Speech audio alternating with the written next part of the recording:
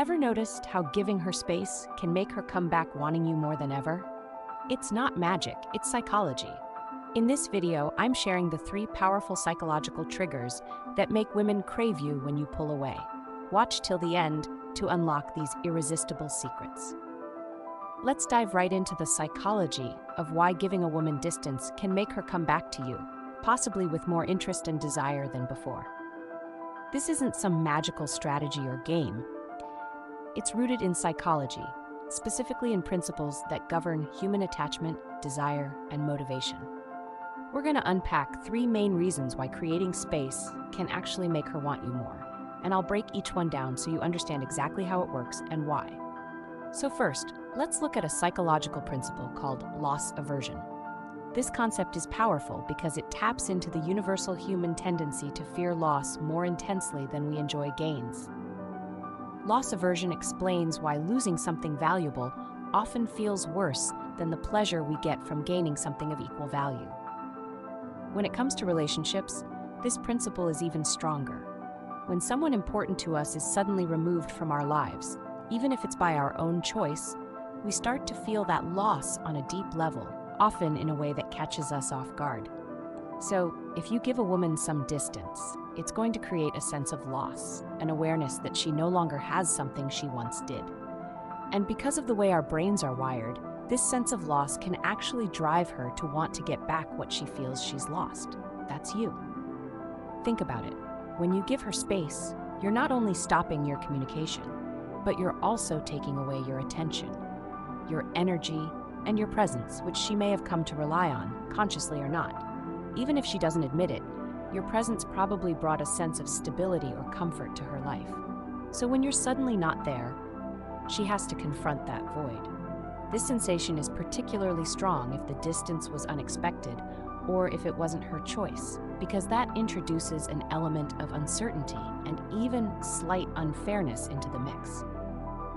Our minds react strongly to this, at creating a desire to restore that perceived imbalance. She may find herself wondering what happened and why you're not around anymore. She might feel compelled to reach out, if only to relieve that discomfort. But that's not all. The sense of loss gets tangled up with her memories of the good times you shared. Our brains have a funny way of filtering out the negative and holding on to the positive memories once we're apart from someone. The longer you're away, the more her mind will drift toward the good things you did together, especially if she's already feeling that loss. She might begin to remember how much fun she had with you, or how supported she felt, and those memories can create a nostalgic longing for your presence. Essentially, she'll start to reframe you in her mind, seeing you through a more positive lens, simply because she's not experiencing any new frustrations or conflicts with you. Instead, she's just feeling the absence of what once was. Now, this brings us to the second psychological principle at play here, which is cognitive dissonance. Cognitive dissonance is what happens when we experience a kind of mental discomfort due to conflicting thoughts or beliefs. When you pull away from her, it can create a dissonance between her desire to be with you and the reality that you're not around. This inner conflict can grow stronger over time, especially if she finds herself missing you or starting to question her own feelings. Her mind will naturally seek to resolve this dissonance, because our brains don't like contradictions, they want harmony. So she'll start trying to align her actions and beliefs to reduce that discomfort. She might start thinking, if I miss him this much, does it mean I really care about him? Have I made a mistake in pulling away? This dissonance often brings people back together because it forces us to reevaluate and reconsider what we really want. If she's not in contact with you, she'll have more space to let those feelings build, which can eventually lead her to the conclusion that she wants you back in her life. And here's the key part. This process takes time. If you're constantly trying to close the distance, if you're the one always initiating contact, she doesn't have the chance to experience that dissonance and reach a place of realization on her own. But by giving her space, you're allowing her to naturally reflect on what she feels and what she might be losing. And if her feelings are still there, that dissonance will motivate her to bridge the gap and try to resolve the feelings of conflict in her mind. Now let's get into the third principle, scarcity. We've all heard the saying, people want what they can't have.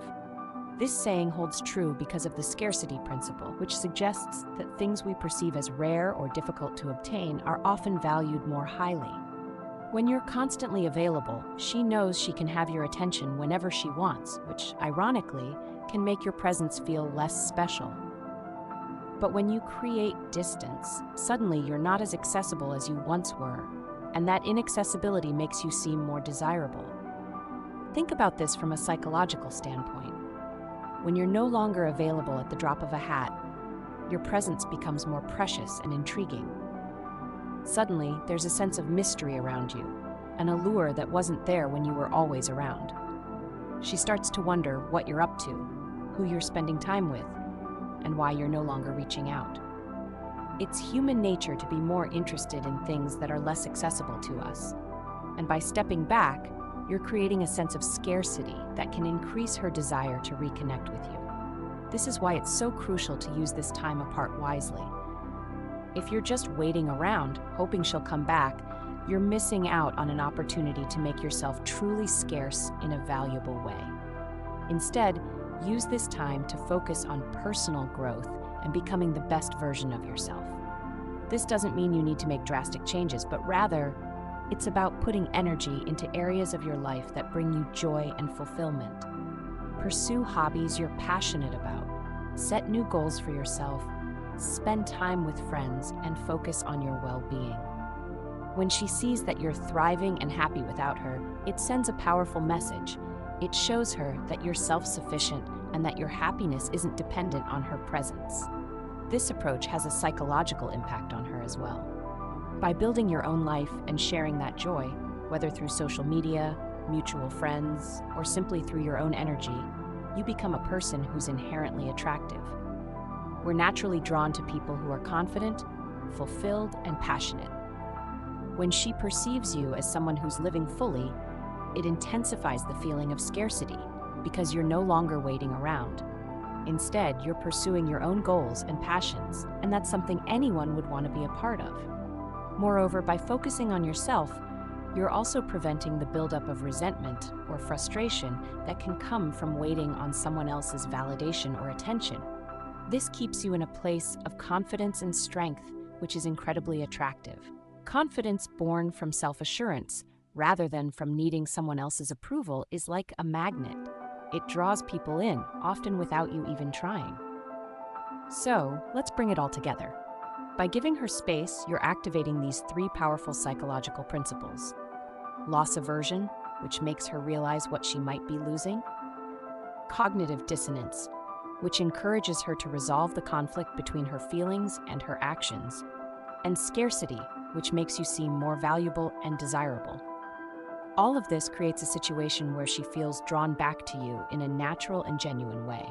It's not about manipulating her emotions or playing hard to get. It's about understanding the psychology of desire and allowing her to come to her own conclusions. This approach also ensures that if she does come back, it's because she genuinely wants to, not because she felt pressured or obligated.